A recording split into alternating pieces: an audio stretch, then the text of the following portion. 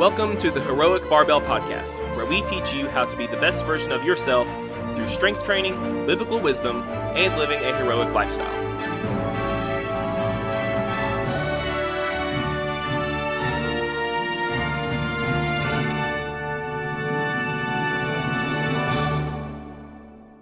Hey guys, welcome back to the Heroic Barbell Podcast. We're with you again, Andrew Torrance, Cary Rock. What are we talking about today, Cary? Jingoism and the cult of nation. Mostly the cult of nation nowadays. I think Jingoism is not a huge problem. Okay. Not like it might have been in the past. Sure.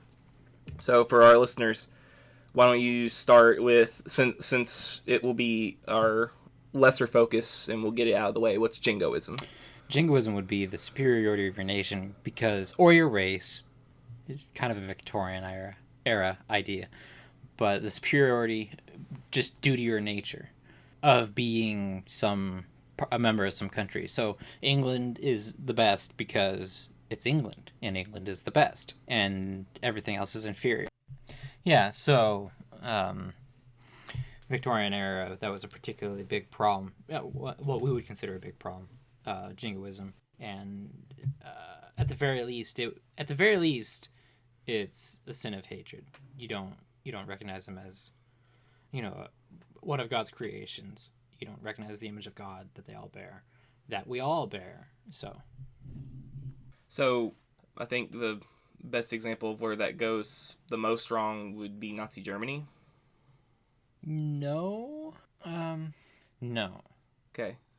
Actually, because I thought Hitler's whole thing was that the Germans were a superior race. So. Yeah, that I don't know if I'd call that Jingoism specifically, but because it's mostly about nation, not race. Okay, so Jingoism is more about race than nation. Country. It's more about country than it is about race. Okay. So less KKK and more hyper nationalistic in an aggressive, negative, warmongering way. But wasn't that Nazi Germany? Yeah, but separately. How so? They weren't going to war because they were the Germans and everyone would be better as a German. They're going to war because the world is infested, in their eyes, with inferior races, whereas that land could have been used for for the Nazis, for the glorious Aryan race. Mm-hmm. Okay. Definitely related. Sure. Not the same. Okay, so Britain. It doesn't have is a better example than Victorian Britain. Yeah. Okay. Or Gilded Age America, same-ish time. Gilded Age America. Same-ish time. So what was Gilded Age America? What time period are we talking about? So there? If Victorian era is like 1850s, 1860s. Mm-hmm. The Gilded Age America would be 1880s. Okay.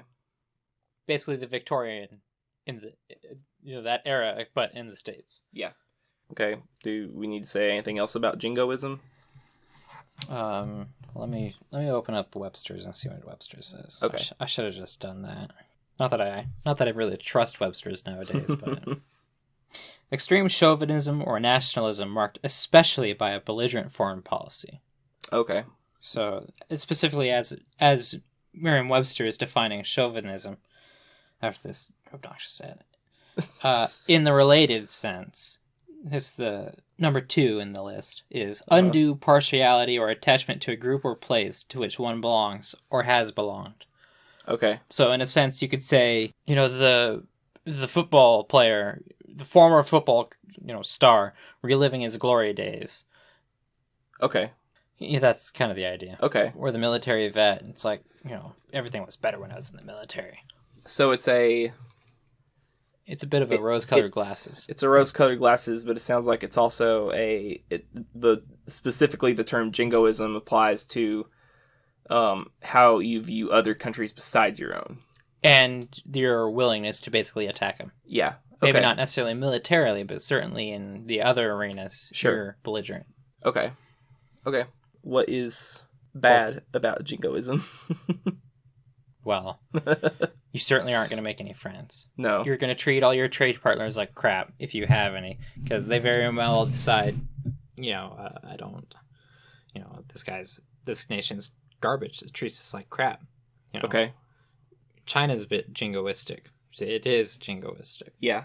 You know, their belligerent foreign policy doesn't take the form of well, depends on where you are. If you're in the Western world, their belligerent foreign policy is to try and subvert and attack ideologically and politically and economically, and steal all the trade secrets that they can. And you think that's an undue claim I'm making? Check it out. They're ruthless. Mm-hmm. If you're Australia or anywhere else on that hemisphere and in Asia in general, ask India. They're not happy. Not right now, especially. There's talk that there might be a nuclear war with them. Nuclear war between China and India? Yeah. And India and Pakistan. Okay. Sorry. Not India and China. India and Pakistan. Okay. India and China, however, they have actually shot at each other. Oh, wow. I didn't know that. So, I knew they weren't on good terms right now, but I didn't know there was shots fired. Shots have literally been fired. Okay. Soldiers have been attacked. All right. Well, I think some have died. Huh. So, where does the word jingoism come from? Like, what's a jingo? Let's look that up. Okay. A jingo is the bird guys that you save in Banjo-Kazooie. So the first known use of jingoism is 1878, and it's in the meaning that was defined that I read. Jingo is a jingo, or jingos are ones characterized by jingoism. Where'd the word come from? 1663, as an interjection, it was like a mild oath. Nowadays it'd be akin to, a number of swear words that. Okay. And interesting. Or mild swear words. I'm gonna start saying jingo when I'm mad. Well, the first known use was in 1663. Yeah. So I think anybody who even knew would be like, that's an old one. Yeah. And then as a noun, like a person who is a jingo, Uh-huh. came from 1878 is when it was used. Okay. And then it, as a noun, it stems, Merriam says it's possibly from the fact that the phrase "by jingo" appeared in the refrain of a chauvinistic song. I don't know. Okay. And then which refers probably to the interjection, which is possibly from as being a euphemism for like Jesus. Yeah. So okay. And then using it as a euphemism, and then the meaning changes over the time. Okay.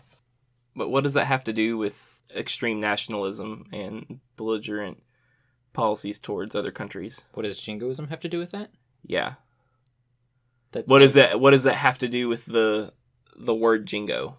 That's trying to figure out where the connection's being drawn here. It was used in a song that was seen as chauvinistic, that would fit in that regard. Okay. And then because it's used in a song, it's like the okay sign. The song is chauvinistic. The song is chauvinistic. Okay. The word gets used in the song. The meaning gets associated with that word, and now that's how the language changes. Okay. It's kind of like the okay sign. Mm-hmm. It used to mean okay. Now it means white power because 4chan went and trolled the media, and the media bought it. That's actually. Is that like the widely accepted thing now that means white power, or is it just a few people think it means white power? It's enough of a certain few people that they would flip their mind when they saw it. Okay. Because no, it just means okay. Right. That's what I think it still means, but most people think it means that. You're kind of making me think I shouldn't use it anymore. So no. Just to make sure you don't feel bad about using it, I'm gonna hold up okay signs the entire time. All right. Cool. No, I'm not. All right. No, it means okay. Got it. People, organizations like CNN, MSNBC, and a few of the others, they, oops, did I say that? They bought the story that came from 4chan that, how it's supposed to mean white power, right? What? How it's supposed to mean white power. Like right? why it does? Like how 4chan made it up. No, I don't know the story. The connection to what does okay have to do with white power? Your three fingers, They're W. Pinky, yeah, that's it. They trace a W, and this traces It's a P. an upside down P. It's not an upside down P. So it's not upside down? That's not upside down. Oh, if you look at it that way. Okay. Yeah, no, it's supposed to be like this. Okay. Yeah, okay. So what about cult of nation. So first of all, how is cult of nation different from Jingoism? I would, in my understanding, the biggest difference is basically that instead of having that belligerent, so aggressively belligerent foreign policy. Mm-hmm. So you might be China. Say you're China. The difference between being jingoistic China that we have today and, say, China with the cult of nation would be that China isn't looking to beat everyone else into the ground, hell or high water. They're there to serve themselves. Mm-hmm. And they will push you down to get themselves up, but they won't push you down just for the sake of pushing you down. Yeah. Which seemed to be more of a Great Britain thing. At times, yeah. At times. So I think that was going to be my next question, was that, is it that Jingoism, or I guess cult of nation, sort of leaves you alone unless blah, blah, blah? Cult of nation is that arrogant prick that is obnoxious and loud and only talks about themselves and how they're great and superior. America. And I'm getting to that. Yeah. And whereas jingoistic is, they also don't leave you alone. Yeah. Okay. They're aggressively in your face about it. And is there... they are willing to start a fight with you. So where does the desire to cause suffering for others in this, nation to nation sense, where does the desire to cause others to suffer for no apparent reason come from? Well, it's not necessarily for no apparent reason, but it would be for hatred, greed, greed is a good one. Yeah. It's a big one. Uh-huh. And it's not always in a good sense for the populace in general. Yeah. It would be, certainly the people pushing the nation would be the ones that would benefit from it the most. And that's not always the people. Right. The general understanding of, you, I. Yeah. Did the British Empire, the people in charge of it, hate Indians? They thought they were inferior, is my understanding. Okay. Which blows my mind, considering, the mixture of people we see and work with on a daily basis. Oh, yeah. Certainly would not substantiate many claims. We're both physics graduate students. You might imagine, and you might not, but we're about to tell you that most physics departments area. Yeah, most physics departments have a large population, let's say, of Asian. Yeah, Far East, maybe not Far East, it can be Far East, China's Far East. A lot of Chinese, a lot of Indian. I've met a lot of Nepali people in the time that I've been in physics. That's been interesting to me, too. Yeah. There's been a few that there's like 165 countries in the world. Yeah. And these are smart-ass dudes and girls. And They will. I can't say that. They'll... Well, I was going to say that they'll outwork you every day, probably. Most will. Yeah. Most will. In their field, they will absolutely. In other regards, granted, some of them may feel like they have to because they're in a foreign country. Reasons. Yeah. Oh well, a lot of them. A lot of foreign nationals tend to be that way because they're on a student visa. Right. They can't take classes like they wanted. They have to take specifically those classes that make sense, and then so they're kind of on a.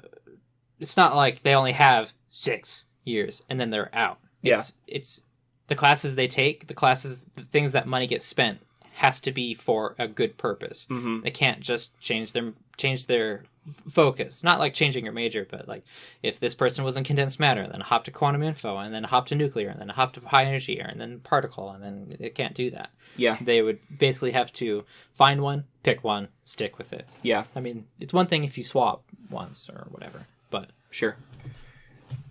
I think, so the next thing I was going to ask was, why historically do some countries or people groups see others as inferior in the first place? What causes that? Hatred. Why would you hate something that you don't know anything about? It's different. it's almost every group, except for white liberals, have an... You think I'm joking. Have an in-group bias. And, that's, from an evolutionary standpoint, if you want to go from that perspective, it stands to reason. Well, the in-group is your group, because you're in that group, and you want it to survive, you want it to do well, so you're going to take what steps you need to. If there's another warring tribe that you're at war with, they're not your group. They're the out group. They're the other.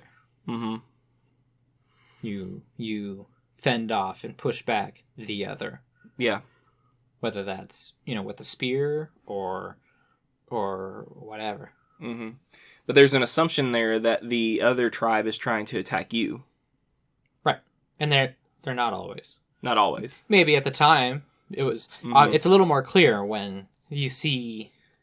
It's a little more clear when they have a spear in hand and they're coming at you. Right. It's a little less clear when you just met, you don't know anything about them, and maybe they want to trade. Starting out with an open hand, open palm, let's shake, let's trade, let's meet. There's benefit for both of us to do so. There's great reason to do that. Yeah. There's also great reason to backstab and betray and destroy. In comparison as well. This is true. So sometimes, and it also might, maybe your leader is fearful. So they'll act a more, I say defensively. They might preempt. Who knows? Yeah. Fear. I think fear and hatred. Fear. People fear what they don't understand. People fear what they don't understand. They don't know. They hate that. Yeah. And I use hate. I don't think it's really, I don't think it tends to start out as hatred in the way that we think of hatred in the modern world. I think it's hatred in the biblical sense. Yeah. You don't. I really think I'm going to do that series of articles I was talking about the X-Men. Okay. So for those of you who have never watched the 1990s X-Men cartoon, our society needs to rewatch that, and it shows, so to speak. So, you think of 90s cartoons and you think, our society needs goofy, like nothing, really, really no real meat in a cartoon, all milk. For this X-Men cartoon, that's not true. Now, of course, the entire X-Men cartoon is based on X-Men. X-Men comics. Or sorry, yeah, that's what I meant. The entire X-Men comic from its origin was based around race relations. It started during the civil rights movement. The comic did. So that's always been in there. But it would be very easy to sort of take that out and just make it a cartoon for kids to watch. But the people who made this cartoon did not do that. They actually kept it in. And it's a 90s cartoon, so there's going to be some goofy dialogue, of course. But most of the dialogue is well-written, meaningful, impactful dialogue. And it makes you think. And it makes you think about issues that actually matter. I'd recommend that everyone watch that. It's on Disney Plus. You could probably pirate it somewhere if you really wanted to. I don't care. Just watch it. He's not advocating for that. He's just advocating to watch it. If you will watch that, you'll get a pretty good idea of what I think social justice should actually look like. Not the critical social justice BS that we've got going on in this country right now. It basically takes the idea of what true social justice should be. I can never say social justice. My understanding is I always get tongue-tied with that. My understanding is that social justice started as a Catholic thing. From the Catholic perspective. Really? Yeah. I didn't know that. Was it legit at that point? Yeah. Was it a good thing, you would say? I don't know enough I'll say finer details of Catholic history to say one way or the other. Okay. I might do some research on that. It's very interesting. That's my understanding of where it originated. But current, modern social I still can't do it. Modern SJW, modern critical theory has taken what true social justice should look like Catholic and mutilated it. Yeah, it's mutilated it.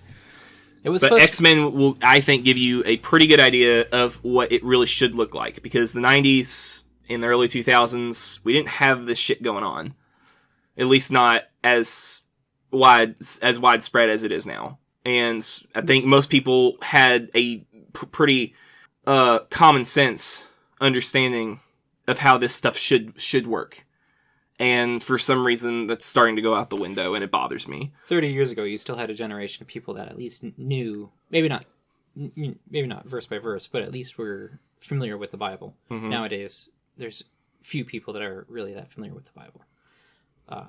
And I think that's, among other reasons, one of the biggest problems. That, at the very least, they don't... Tell you what, if you know the Bible, and I don't mean like you can quote verses, but you're familiar with it, ask your friends who Eliphaz is. Ask your friends what happened to Job. I don't look for like particular details, but ask them about it. Ask them if they remember what book the seven thunders are from, or even what book the seven trumpets, bowls, and it's trumpets, bowls, thunders, and then what was the last one? Seven seals. Oh yeah. Seals, trumpets, bowls, and then thunders. Anyway, so what I'm probably going to do is, spoiler alert, we're eventually going to have a Heroic Barbell website for you guys to visit. One day. And I'm going to try to write articles, mainly about strength training, but of course everything else that we deal with on this podcast. And I want to write a series of articles and a, indefinite series about different superheroes that you see in different mediums and how they actually exemplify what we think the idea of a hero is. We could probably just have two different versions of that same sort of thing. What do you mean? Superman, according to Andrew. Superman, according to Cary. Sure, yeah. Like I said, I want it to be an ongoing thing for, many different superheroes. But in particular, I'm probably going to end up writing a series about X-Men and how the heroism of the X-Men relates to social justice issues in today's society. Or race relations, One to frame it in the X-Men narrative, though, however, in this world, it's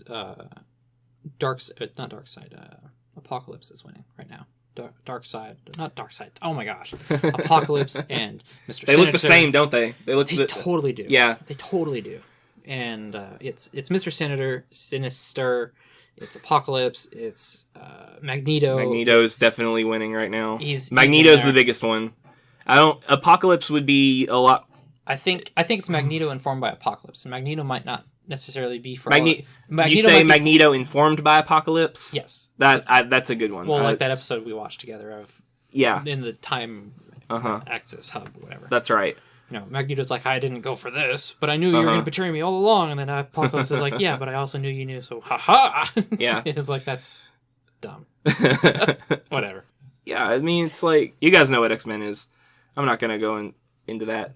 You can figure out who the good guy is and who the bad guy is in this situation and how they both act. And I'll leave it at that. You figure out which way you want to act. Do you want to be more like Charles Xavier, or do you want to be more like Magneto when it comes to how you treat people different from you?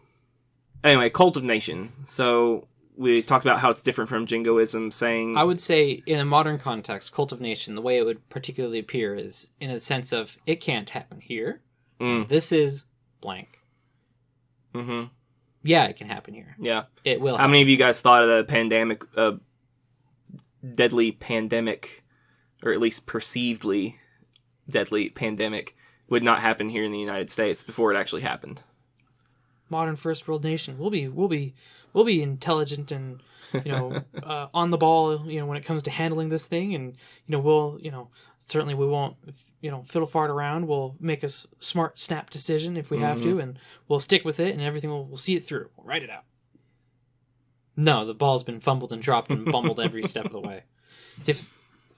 If it was supposed to be taken as seriously as it was perceived, not regardless of how deadly it is or isn't or whatever. If it was supposed to be taken that seriously, they should have been taken that seriously. Yeah. It absolutely should have. But it was not. So people are getting mixed signals. Right. It doesn't help as well that it seems that there's a group, there's a portion of society that is using it to capitalize and magnify their own power and their ambitions. That's right. And never let a good crisis go to waste, as I've been heard it said. That's another thing that I think most people think could not happen here is, for some reason, a lot of people refuse to think that politicians, the vast majority of them, are corrupt as much as they are. They think this is America, or our politicians have our best interests at heart. Maybe some of them do. I'm sure some. Maybe the majority of them have a piece of them that feels that way, but not with their whole heart. And the rest of them is saying, I'll help my constituents, and if I can, help myself off the top as well, then what's the harm in that? right? Except, push comes to shove, those people tend to fold. One way or the other. Exactly. Not in a good way. Yeah. Yeah. What do you think about this QAnon stuff going on right now? I remember hearing about QAnon when it started, and actually I remember posting on 4chan talking about in the QAnon threads, and I asked QAnon a question or two, and it was some of it.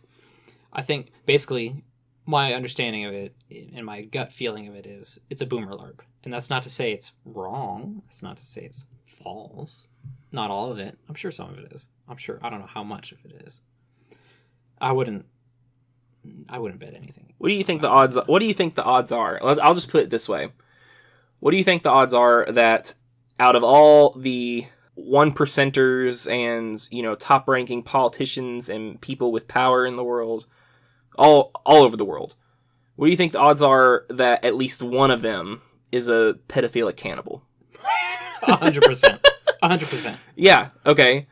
Now, what do you think the odds are that all of them are pedophilic cannibals? I don't remember QAnon ever saying that all of them were.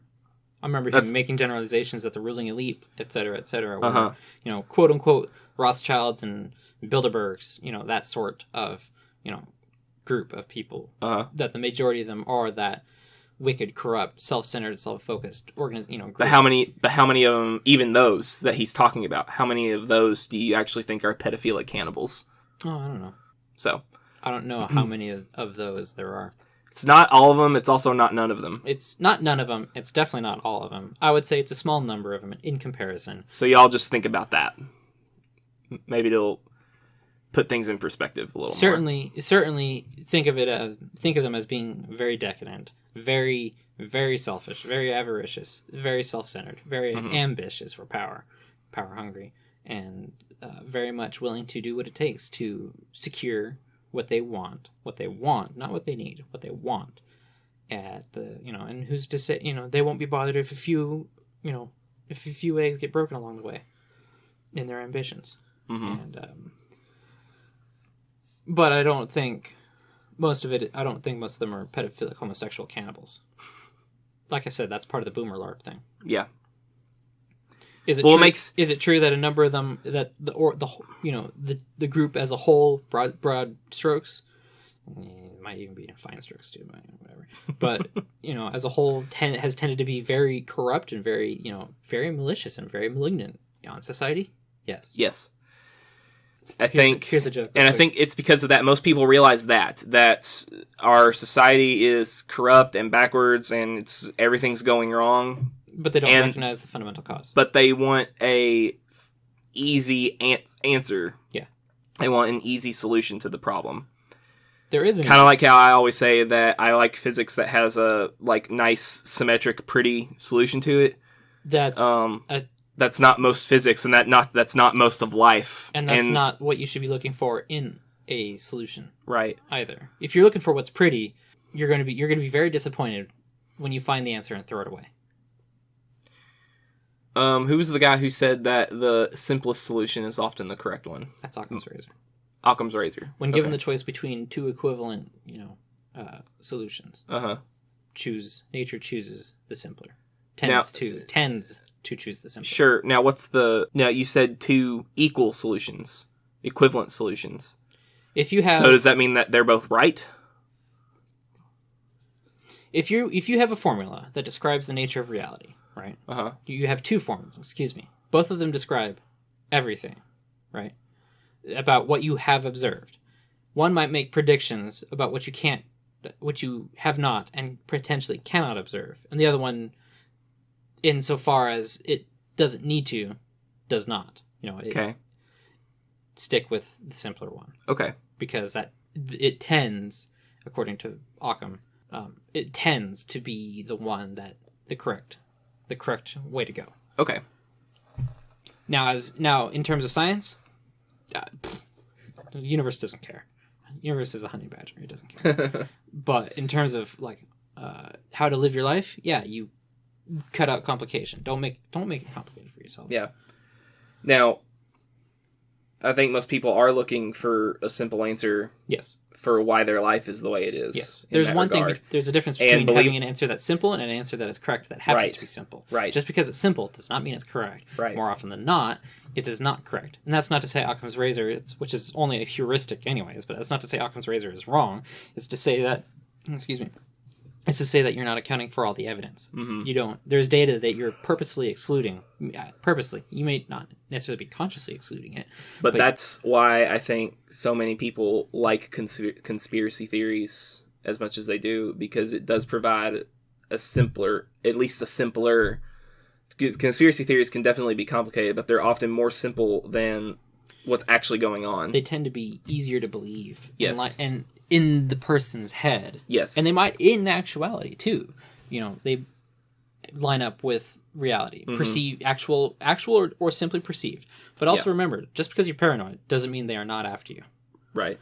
Just because you're paranoid doesn't mean they're not after you. Mm-hmm. You know, just because you know, I think people sometimes think I'm, you know, tinfoil hatty, and then I'm right. Yeah. Yeah, that's right. How many times have you thought that? I've thought it about you maybe about 3 or 4 different things, like the whole time I've known you. And they usually either don't matter, or you're right, like you said. So, yeah. So it's, mm-hmm. and I have no problem, you know, on things that don't matter. You know, I have no problem with either keeping some conspiracy theory idea, you know, looking tinfoil hatty, and it's not important. You know, I'm just some weirdo in this regard, but also being right in others. Mm-hmm. So I'm okay with that. Yeah. It might mean that my sensitivity, if you will, is too high, but yeah, it's, you know, of course it'd be easy to believe that there's some, you know, magical invisible wizard that is like it is comforting controlling everything that's going right and wrong in your life. It is comforting to think that the quote unquote Illuminati, you know, maybe there actually is an Illuminati. I don't think there really is. I think what people consider to be the you know. Anyways, so to finish the idea and then explicate, you know, it's easy to believe that an organization such as the Illuminati exists because, you know, it's, you know, cartoonishly evil, cartoonishly, you know, rich and, you know, powerful. You know, they're able to pull this off and they're orchestrating the whole thing. No, that's way too simple of an answer. Mm-hmm. If all these people are so avaricious and so ambitious and so power hungry, why would we not be seeing more wars because people have been backstabbing each other? Yeah. They totally would be backstabbing each other. Mm-hmm. Yeah.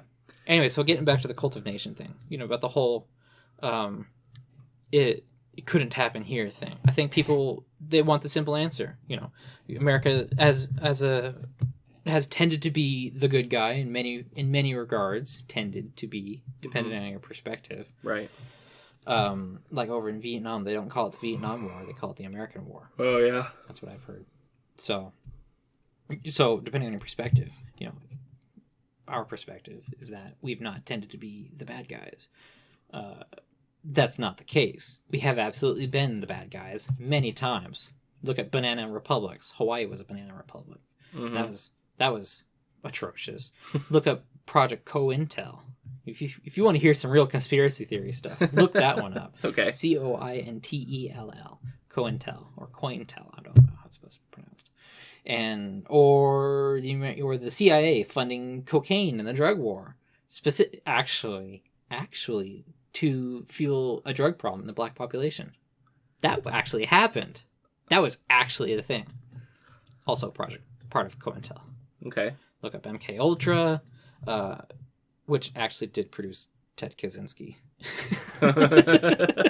It actually did. Except it blew up in their face. Yeah. Bad pun definitely intended.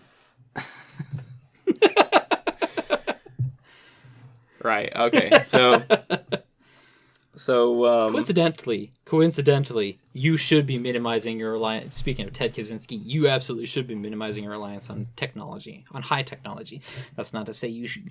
There's nothing wrong with having a burner phone or a telephone in general. Just if you're dependent on technology, recognize that that is a point of failure in your life, in your lifestyle, and in potentially your necessities. If you require a car, what are you going to do when you run out of gasoline? Yeah. Be aware.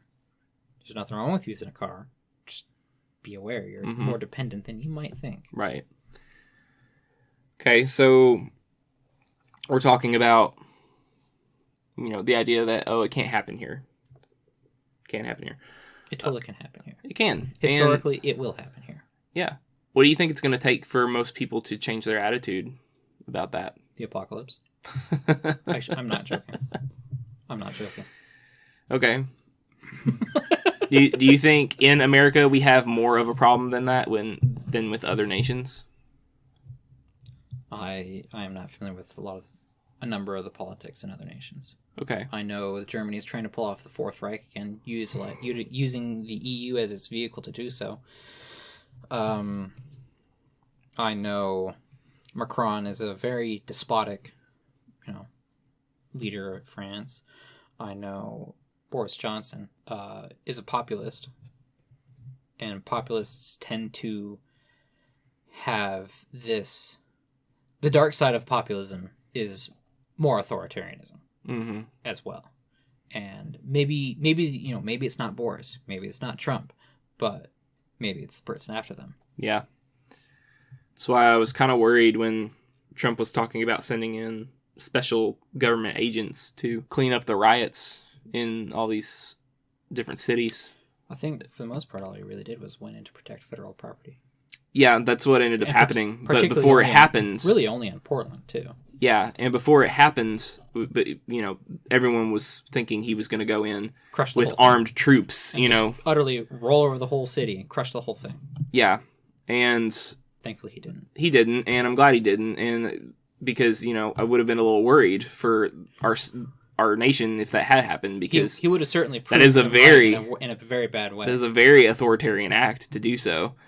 But the thing is, people still would have cheered him on to do it. Yeah. Because most people who aren't... Our tribe. Yeah, they wanted the riots to stop. They wanted the riots to stop. The government needs to do something. Yes. Somebody needs to do something. You need to do something. Yeah. That's how these things spiral out of control. You're right. Little by little. It's not... Rome wasn't built in a day. But earlier I was talking about... Andrew's been trying to build and change and, habits for the better.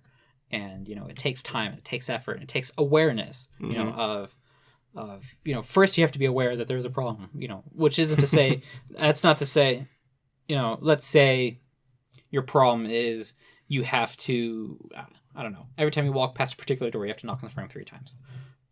And you do it, you've done it so much, it's such a habit that you don't even realize that you do it. So the noticing you have a problem thing wouldn't be admitting to yourself, I have a problem. On some level, yeah, absolutely. You need to admit that to yourself. And it's not just the superficial say you do. You need to subconsciously recognize, I have a problem. Yeah. And then you need to, even still then, it needs to be that when it pops up, that you're aware of it. Mm-hmm. And you do what you need, do what you must to stop. Yep. To change that habit. In this other regard, these things don't just happen overnight. I was talking to Andrew, I think before this one started. He made some comment. So he made some comment about, random things that he would expect that I have was a puzzle, and it's got a number of Republican presidents. And it's got Trump, it's got the Bushes, it's got Reagan, it's got Eisenhower. That's the most flattering picture of Trump I've ever seen in my life. Yeah, it's a pretty flattering picture. It's a painting, by the way. It's not an actual picture. Puzzle. It's a puzzle. Yeah. But it's the picture on the puzzle is that of that painting. Yeah. I didn't buy it for myself. I wouldn't buy it for myself. Not because, because Reagan, Eisenhower, and I don't know enough about some of the others, and what I do know about some of the others is not necessarily endearing. Mm-hmm. And Patriot Act by Bush, George W. Bush, that does not sit well in my book. So authoritarian policies don't just happen overnight, and their abuse doesn't just happen overnight. That's right. But Usually. what we're seeing more... Usually. And if it does, there's usually a catastrophic reason as to why. I mean, look at the Weimar Republic in what became Germany. Modern Germany, We are seeing more and more that American citizens are willing to sacrifice freedom for safety. And they deserve neither. Yes. And they will get neither. Not if they continue to support the use of authoritarian policies. I'm not seeing enough people to change their mind. Not in that regard. Voting Trump does not mean you've changed your mind. That's true. For a lot of people, it means the opposite because of what they expect him to do. It worries me that we're at that point where we're willing to put safety first so much that we are just letting the floodgates open with authoritarianism. Safety and comfort. Yeah.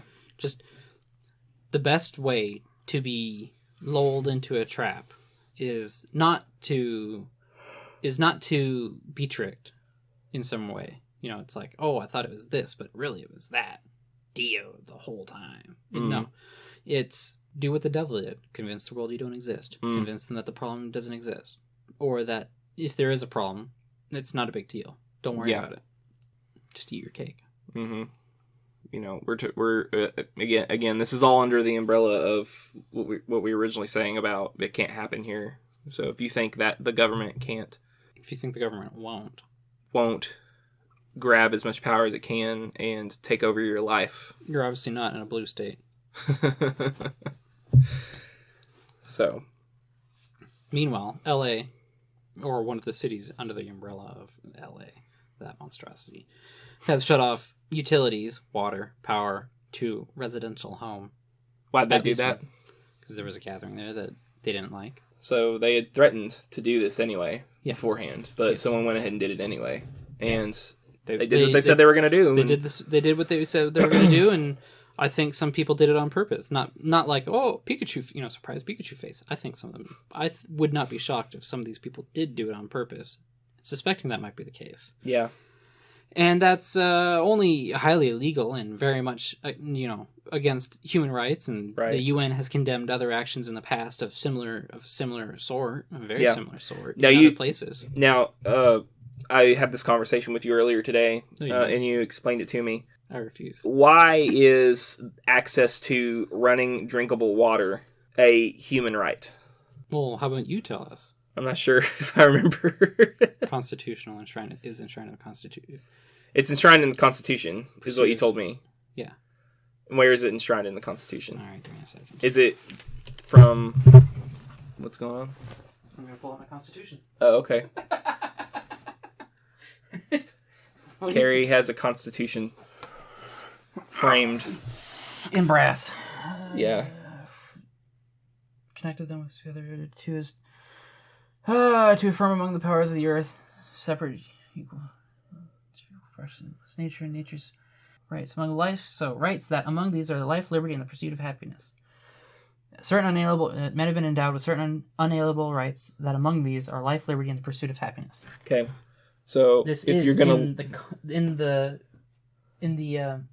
Is this the Declaration of Independence or is this the? Oh, I guess this the is Constitution. no, Declaration of Independence. Yeah. Never mind. No legal weight. Really? No, never mind. It doesn't really have much legal weight. Well, I mean, I guess that does change things, but it's Constitution is law. The Declaration of Independence is a declaration. It's a manifesto. Yeah, that's it. I do just have to wonder that because if it was a constitutional right, then you wouldn't have to pay for running water. We have a constitutional right to a number of things, and we are to be served by the government in these areas. And for one, we have the right of assembly. Yeah. Are they going to suspend that aspect of the First Amendment? They can't. Yeah, okay, so if these people were meeting in a house and the gathering was so large that the government decided to shut off the water, then that would be violation of your right to assembly. Yeah. Now here's another question.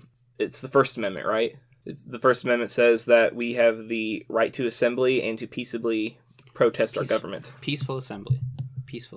Which includes peaceful protest. Yeah. So Now, is it that we have the right to assemble and protest? peacefully. Or that we have the right to assemble. We have the right to assemble. And we have the right to protest. We have the combinatoric combination. We have the right to assemble. We have the right to protest. But can you peacefully protest? Peacefully, yeah. And we have the right to peacefully assemble and peacefully protest. Now, but if we just assemble for no particular reason, but it's peaceable, is that covered under the That's assembly. Constitution? That's assembly. Okay. I was just interested to know, because I've heard other opinions. I've heard other people say that it is the right to assemble in order to protest your government. That is the right we are given there. That is not just the right to assemble whenever we want, for whatever reason. We have the right to assemble to protest peacefully. We have the right to protest peacefully. Otherwise, an individual would not be able to do that because they're not assembling. Okay. It's only one person. We have the right to assemble.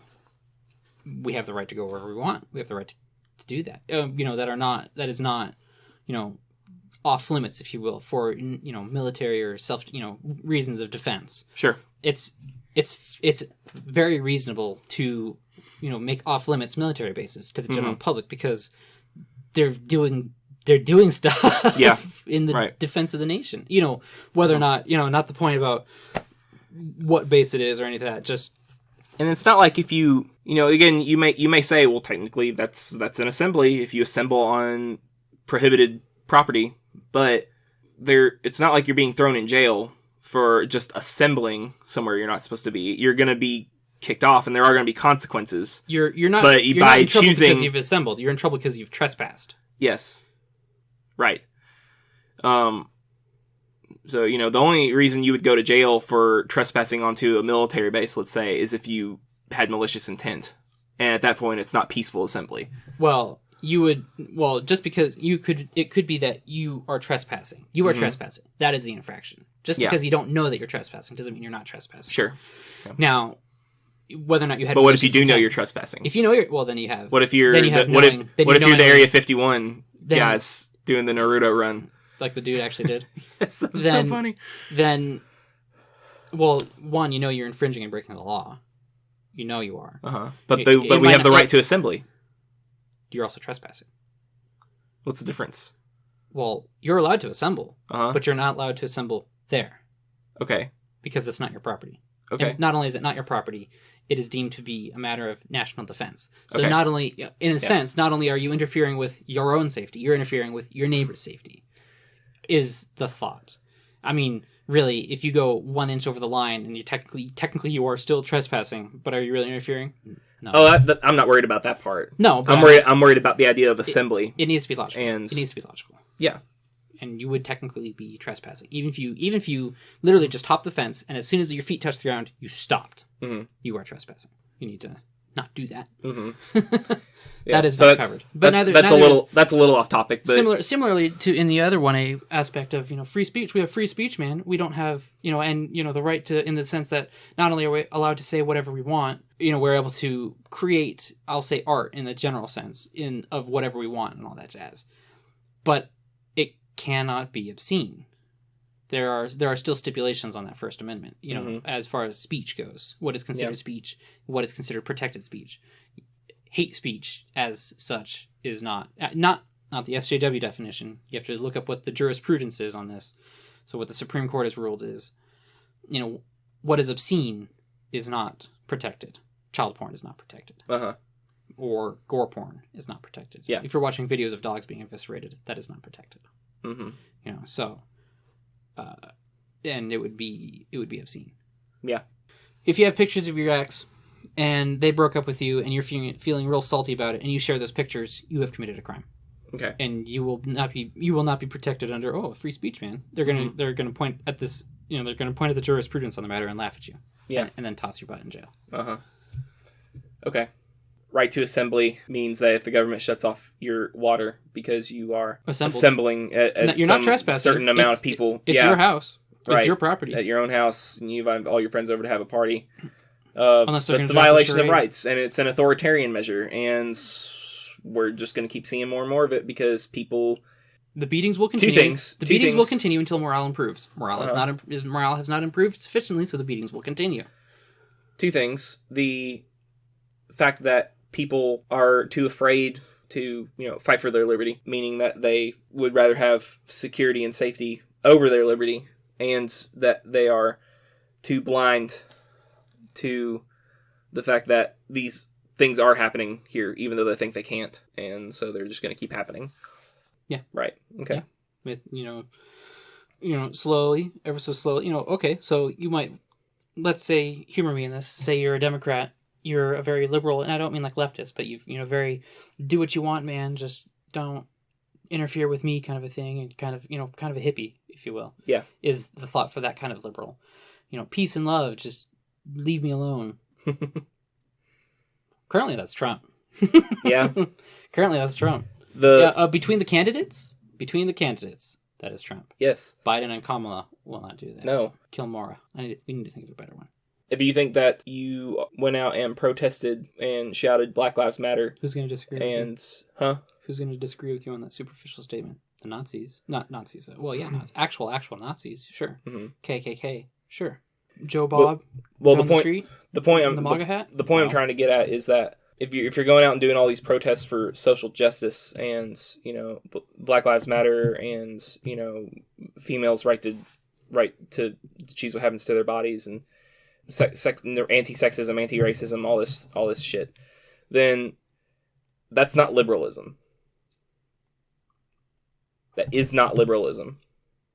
You're gonna have to explain that one because it sure sounds like you need to look up what original liberalism means, and then compare it to your social justice crap.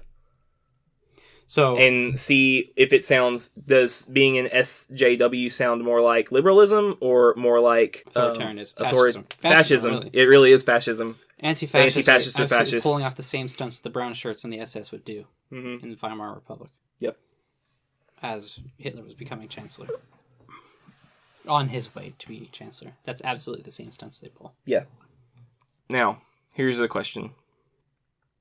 Besides people thinking that certain things can't happen where they live, what are some other aspects of cult of nation that are bad and dangerous? You're blinded to the flaws of your own nation. Sure. And say somebody points out, say somebody phrases it like this. You're not, see the United States, they're, too consumerist, the absolute, and they use more than their fair share of, I say fair share, that's a loaded phrase. They use more than they are more wasteful than they should be of whatever resources they procure by right or by might, and they abuse what they have and they don't take care of it. They could phrase it tactfully, they could phrase it not tactfully, and the more a person has fallen into the X country, my country or whatever is perfect or is so great that oh yeah, sure, it's not perfect, there's some problems, and then you ask them to name a few and they'll name some real minor dinky nothings. no So the more engrossed they are into that fallacy or failure, the less likely it is they'll respond positively to any confrontation, tactfully or not tactfully on that scale, right, to that conversation, to that confrontation. Yeah. So based on what you're saying, what's the difference between cult of nation and patriotism? Patriotism says my country has problems, I want to fix those problems because my country is or was or whatever great, or hasn't been great, and I want it to be great. Or it's worth it because it's always worth it. It is always worth it. Japan for Japan, Japan for the Japanese, Israel for the Jews, America for the Americans. Who is an American? You come here legally. You come here the right way. Is there something to be said about, I say immigration reform, and I don't mean that loaded BS of what the Democratic Party talks about. I mean actual, how many, the way corporate systems abuse the H-1B visa process. The way visa, students on visas are treated. There is a second look worth to be taken here. Yeah. And maybe something should change. Maybe some of this should change. Some of this should not change.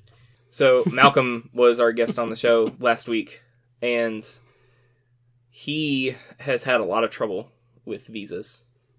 And I don't necessarily think that I don't know all the trouble he's had, and I don't know how he's handled the process. And I mean, he might have handled it absolutely perfectly, and he got yanked along the entire time. That would be bollocks. That would be bollocks. Yeah, and it's not like he's no like nuclear scientist or anything. Like, with He's got a degree. Right, he does have a degree, and Doesn't he have a master's? He's not delinquent in any way. So doesn't he have a master's? Yeah, he's got a master's in teaching. He's got a graduate degree even. Yeah, he's the sort of person we would want here, and a job. He works a good job. Yeah, there's I see little, and he likes it here, right? I believe so. Yeah. So assuming he did, and this isn't to say he doesn't, just to simplify my case, assuming he did like it here and he wanted to be here, that's the kind of person that absolutely would be a great American. Right. Andrew was making the joke about, fuck yeah, America. No. Yeah, absolutely. Fuck yeah, America. If the joke about, like Captain America, 2 shotguns, explosions in the background, all F-22s and Eagles and, T-Rexes, with flamethrowers, all that jazz. T-Rexes with flamethrowers. Shut up. You want that. And, yeah. Oh, yeah. There's absolutely. That's the sort of enthusiasm that any nation would like its citizens to have about the nation. Sure. Have you ever heard a Russian talk about Russia? That's been a while. It's the most convincing thing ever. Yeah. Because they're so confident in it. Because they're patriotic. We would look at it and be like, communist Russia, hell no. But well, today it's not communist Russia. It's not. I don't want to live there, Russia, but it's not communist Russia, and it's their nation. Why shouldn't they be pleased with their nation or want great things for their nation? Yeah. And want to do that for their nation? That's patriotism. Right. Wanting to do great things for your nation, and see your nation be great on the world stage. At least that's a functional version of patriotism. Where that goes wrong, then, is when my country has problems, I want to solve it, turns into my country has no problems.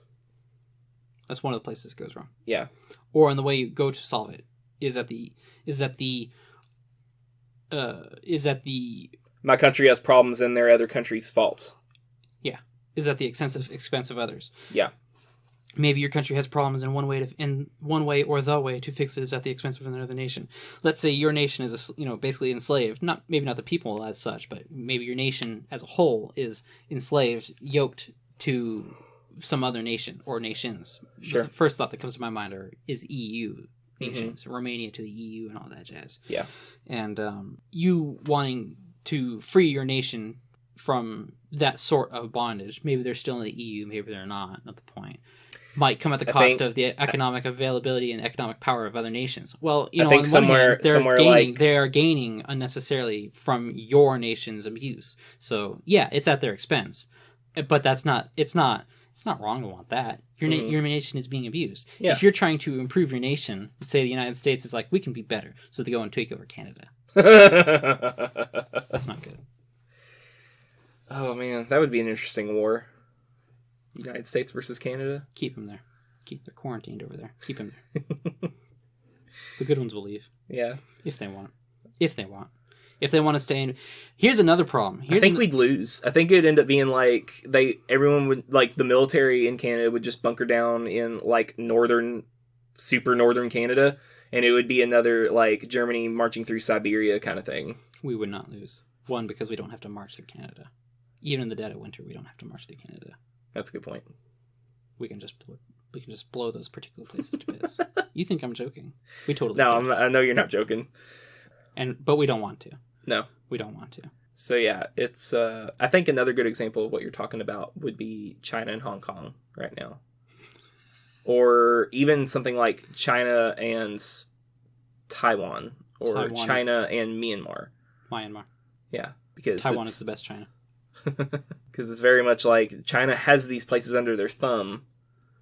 Well, even though they're not directly enslaved or subordinate. Hong Kong is pretty much. Hong Kong is, but that's a little bit different situation. Because is Hong Kong a city or a nation? In 1899, Britain had signed a treaty with China saying in 100 years, it was basically a century. Yeah. That after that amount of time, Hong Kong would be given back to China. It would be, instead of a British colony in a sense, a British territory, it would be China's. Okay. It would be a part of China again. Why did they do that? Because goodwill on their part and in divesting themselves of their colonial interests for the most part. It was one among others in the process of divesting themselves of their colonial habits. Okay. So, same thing eventually led to India being divested. Yeah. So, and Pakistan and all that, in the Middle East. And that's one reason why we have problems the way we do. Because they didn't... And not the point.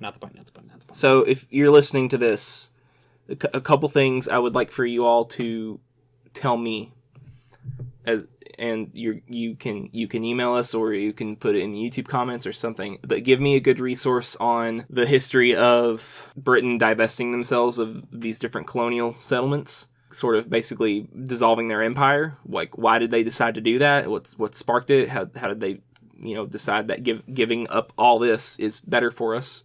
Like I said, the problem with cult of nations that we are particularly dealing with nowadays is here in the United States. I think it's a different problem in other parts of the world for any number of reasons. And not the least of which because I don't know. I don't live in Lithuania. I don't know what's going on in Finland. Other than your prime minister is whack. You guys fucked up. And you guys are really fucked up. That's okay. The United States is as well. So, This is true. So I think most people want the simple answer. They close their eyes, they shut their eyes, close their ears, and they don't pay attention to the outside world. They try to ignore reality as much as possible in many ways, and they look for the simple answer whenever they absolutely must. And otherwise, they're happy to live with cognitive dissonance or absolutely no thought at all, and will not consider what's going on before them and the long-term repercussions of this, or at least, down the road from what's going on today. So in this regard, it's going to bite them in the butt. It's going to bite us in the butt. It's going to destroy us. Maybe I think we'll exist as a nation even in, say 50 years. But I say we might exist I think we'll exist as a nation. We might not be as big. We may not be East Coast to West Coast. We might be two nations. We might be, something else. But we'll still be here, I think. Probably. But we'll be greatly diminished either way. And maybe that looks like... So one reason, by the way, related, that you were wondering why Britain divested itself of its colonies? Mm-hmm. Well, a lot of them, it was becoming politically untenable to maintain them all, both on an international sense and in internal politics of the empire. Yeah. It's hard to fight rebellions in a whole bunch of places around the world. Right. And it's expensive, for one. And if you constantly have to garrison troops... You constantly have to have people willing to do that, willing to do that, and people wanting to keep that territory. Yeah. It has to be worth it to keep that territory. There have to be enough people in the territories willing to be subjects in that regard. And otherwise they'll revolt in either major and outright or in subtle and small ways. It sounds like you're exactly describing the American Revolution. Oh, am I? Yeah. Yeah. Yeah, it will happen. You can ignore reality, but you can't ignore the consequences of ignoring reality. Right. You are not a woman. You can think you're a woman. You can get all the surgery and all that. You will not be a woman. Your genetics will say you're a male. Your bone records will say you're a male. You will be sterile. You won't get kids. You will be sterile. And chances are very high you will not be happy with what's happened to your body, because the problem you're facing is not that. It is not, this gender dysmorphia thing. Suppose there is an honest case, one way or the other. We're not talking about them. Most people do not have an honest case, if you will. They have a hormone imbalance. They have been brainwashed and lied to all their life. They have not faced actual reality, what's going on. I agree. They will suffer. People will suffer because they are ignoring reality. Mm-hmm. That was just an example. It wasn't some pointed thing. Well, it's just convenient and easy. It is low-hanging fruit as far as examples go. It goes back to that personal responsibility that we've been harping on so much lately. Yeah. I think I've said personal responsibility in every episode since we did that 4th episode. Man up. So, man or woman up. 5th. Grow that was a pair. The 5th episode. Grow a pair of big balls or big titties and get on with your life. Yeah. If you're a woman, don't grow balls. Stop lying to yourself is another big part of that. Seriously. Eyes wide shut is a great way to ruin your life. There's a lot of people that have absolutely ruined their life. There's a lot of trashy people out there, and people don't recognize that, and they'll marry them and get fucked. And not in the good way. That'll be a fun episode. What? Which one? Dating Getting fucked market, and not in the good way? dating market in modern America. Oh, God. No, thanks.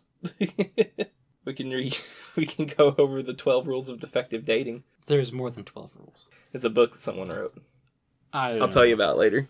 If you are trying to confront somebody in regards to a matter of, they are blind to their nation's problems. Either way, say you're an SJW and somehow you've made it all the way into however long you've made it into this podcast. Thank you for your patience, honestly. Yeah. Thank you. But a lot of people wrap themselves up with an identity. So I got a new backpack recently, and it's black. I didn't want a black one, but I wanted one of a particular size, and it just so happened the one they had was black. What's wrong with black? Are you racist? What were we just saying about low-hanging fruit? Yeah.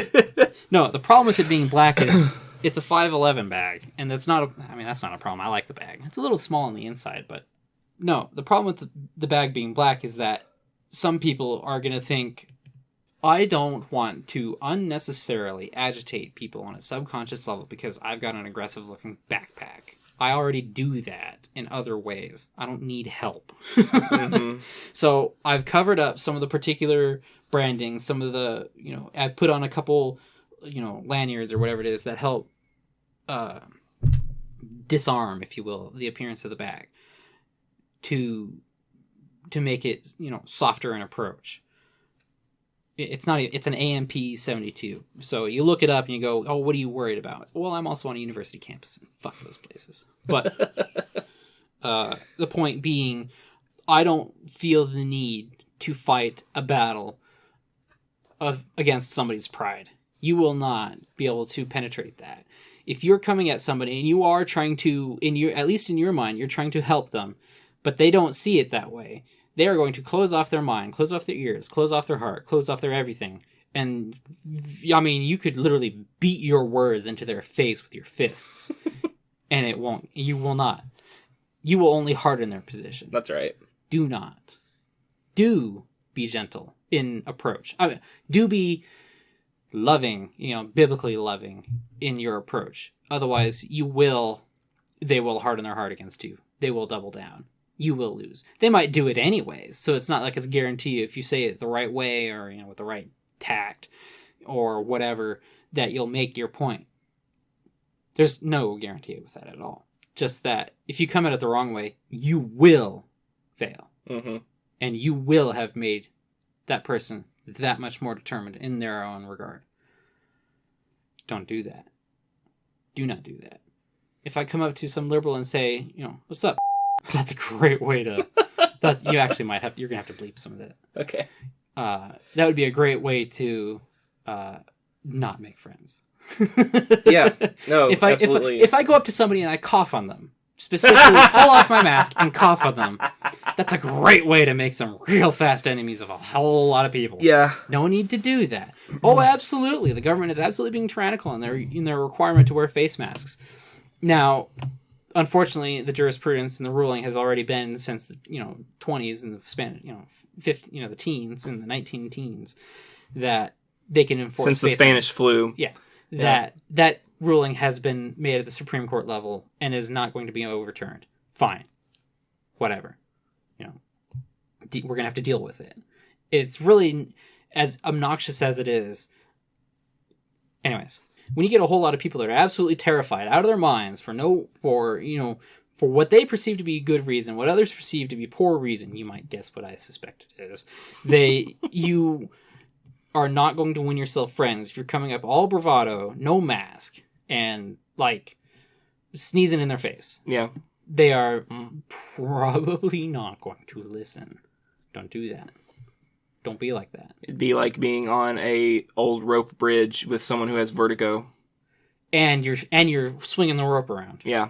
Don't do it. It's malicious. There's no reason for that. No. Are you actually trying to reach them, or are you trying to antagonize and bully? Yeah. Don't do that. Now I could see where you might think that by forcing them to face their fears, I'm helping them. They But have to that's be not willing. how facing fears works. They have to be willing to do it. Right. You don't make them face their fears. Mhm. They make themselves face their That's fears. right. You can't help somebody that doesn't want to be helped. Yeah. You cannot preach the gospel and convince somebody that, to repent. Mhm. They will do that themselves. Right. If it is to be so, the Holy Spirit will do so. That's right. You cannot change their mind. You cannot change their mind about the mask. They will change their mind about the mask. There's been plenty of people that have been trying to change my mind about a number of things. Like what? Well, masks for one. And the whole way this whole thing is being handled, I think, is they either should have doubled down from the start and just dealt with it, or not. It should not have been blown up in the way it was.